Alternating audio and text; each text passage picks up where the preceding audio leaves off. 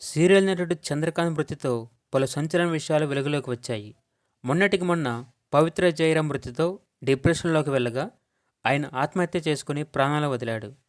ఆత్మహత్య ముందు అతను వాట్సాప్ చాట్ చేశారు. అసలు ఏమన్నాడు? ఆ వాట్సాప్ చాట్లో ఏముంది? సాఫ్ట్వేర్ ఉద్యోగి అయిన చంద్రకాంత్ నటన మీద ఆసక్తితో జాబ్ వదిలేసి సీరియల్స్ ఛాన్స్ కోసం తిరిగాడు. అదృష్టవశాత్తు పలు సీరియల్స్లో విలన్ రోల్స్ అతనికి అవకాశాలుగా వచ్చాయి. త్రినైని సీరియల్లోని తిలోత్తమగా నడుస్తున్న పవిత్ర జయరాంకు తమ్ముడి క్యారెక్టర్గా ఎంపికయ్యాడు.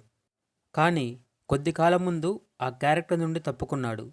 ఇదిలా ఉంటే బెంగళూరు నుండి హైదరాబాద్ వస్తుండగా చంద్రకాంత్, పవిత్ర జర్నీ చేస్తున్న కారుని ఆర్టీసీ బస్ ఢీకొనడంతో పవిత్ర అక్కడికక్కడే మృతి చెందారు.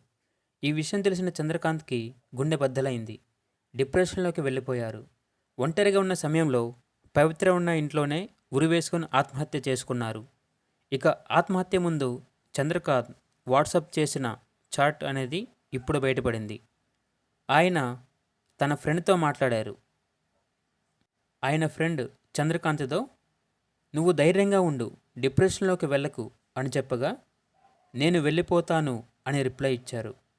"ఎక్కడికి?" అని ప్రశ్నించగా అప్పుడు చంద్రకాంత్ "ఇక చాలు, ఈ జన్మ ఎవరికీ చెప్పకండి" అని రిప్లై ఇచ్చారు. అలా మాట్లాడవద్దని కోరగా నేను వెళ్తేనే కరెక్ట్, లేదా పిచ్చివాణ్ణైపోయి మద్యానికి బానిసయ్యి ఇంట్లో వాళ్ళని ఇబ్బంది పెడతాను అని రిప్లై ఇచ్చారు. "మేమంతా లేమా" అని రిప్లై ఇవ్వగా ఏడుస్తూ ఉన్న స్మైలీ పెట్టాడు. ఈ చాట్ కాస్త ఇప్పుడు కంటనీరు తెప్పిస్తుంది.